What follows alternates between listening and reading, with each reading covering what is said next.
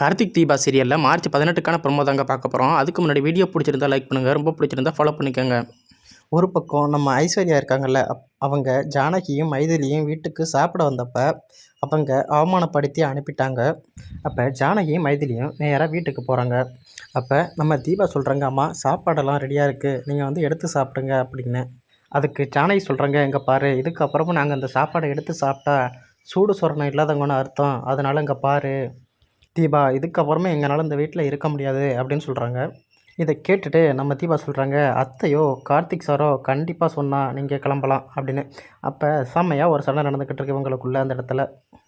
அப்போ தீபா சொல்கிறாங்க, ஆனால் மற்றவங்கெல்லாம் பேசுனாங்கன்னு நீங்கள் கிளம்பாதீங்க, அவங்கெல்லாம் ஒரு ஆளே இல்லை அப்படின்னு சொல்கிறாங்க தீபா. அதுக்கு ஜானகி சொல்கிறாங்க, இங்கே பாரு தீபா, இதுக்கப்புறமும் எங்களால் இந்த வீட்டில் அவமானப்பட்டு இருக்க முடியாது.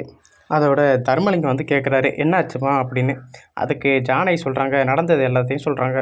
நாங்கள் வந்து சாப்பிட போனோம், அப்போ ஐஸ்வர்யாவும் அவங்க அம்மாவும் சேர்ந்து எங்களை திட்டி அவமானப்படுத்திட்டாங்க, இந்த குடும்பத்தையே ரொம்ப மட்டமாக பேசிட்டாங்க அப்படின்னு சொல்கிறாங்க. இதை கேட்டுட்டு தர்மலிங்கம் சொல்கிறாரு, இங்கே பாருமா தீபா, இனிமேல் நாங்கள் இருக்கிறது எங்கள் தப்புமா, நாங்கள் கிளம்புறோம் அப்படின்னு சொல்கிறாரு. அதுக்கு தீபா கேட்குறாங்க, நான் கார்த்திக் சார் வந்து கேட்டால் நான் என்ன சொல்கிறது அப்படின்னு. இது மாதிரி உன் அண்ணன் வந்துட்டார், உன் அண்ணன் வந்து கூட்டிகிட்டு போய்த்தாரு அப்படின்னு மட்டும் சொல்லு அப்படின்னு தர்மலிங்கம் சொல்கிறாரு. அப்போ நம்ம தீபா வந்து ரொம்ப ஃபீல் பண்ணுறாங்க, அப்பா நீங்கள் எங்கேப்பா போவீங்க அப்படின்னு. ஆனால் அப்போ டக்குன்னு ஆட்டோவுக்கு கால் பண்ணுறாங்க, ஆட்டோ வருது. டக்குன்னு தர்மலிங்கம்மா அவங்க குடும்பமும் ஏறி ஆட்டோவில் போயிடுறாங்க. இன்னொரு பக்கம் பார்த்தீங்கன்னா நம்ம தீபா வந்து கோவமாக வராங்க. அப்போ ஐஸ்வர்யாவும் ராஜேஸ்வரியும் அவங்கள பார்த்துக்கிட்டு இருக்காங்க.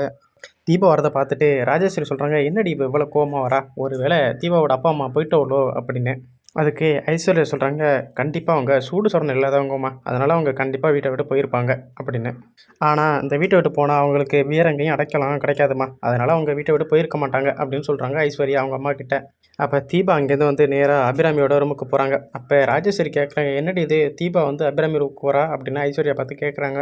அப்போ ஐஸ்வர்யா சொல்கிறாங்க, அதாம்மா எனக்கும் தெரியல, எதுக்காக அவள் அபிராமி ரூமுக்கு போகிறா அப்படின்னு.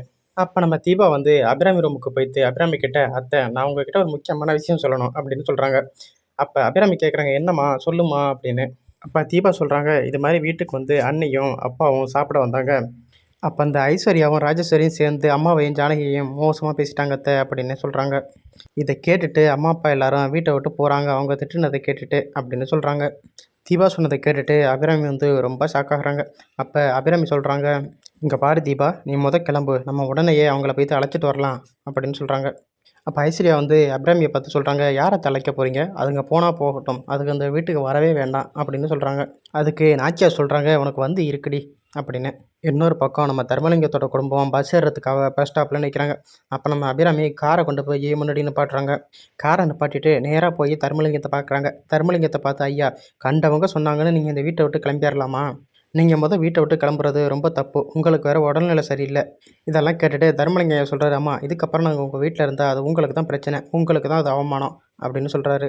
இதை கேட்டுட்டு அபிராமி சொல்கிறாங்க, நீங்கள் வீட்டை விட்டு போனீங்கன்னா எங்களை தான் தப்பாக பேசுவாங்க, நீங்கள் கஷ்டப்படுற நேரத்தில் உங்களுக்கு நாங்கள் தான் ஒரு உறுதுணையாக இருக்கணும், அதனால் நாங்கள் சொல்கிறத கேட்டுட்டு நீங்கள் வீட்டுக்கு வாங்கய்யா அப்படின்னு கேட்குறாங்க. அப்போ தர்மலிங்கம் சொல்கிறாரு, ஏதோ சம்மந்தி நீங்கள் சொல்கிறதுனால நான் கண்டிப்பாக வரேன், இல்லைனா நான் வரமாட்டேன் அப்படின்னு சொல்கிறாங்க.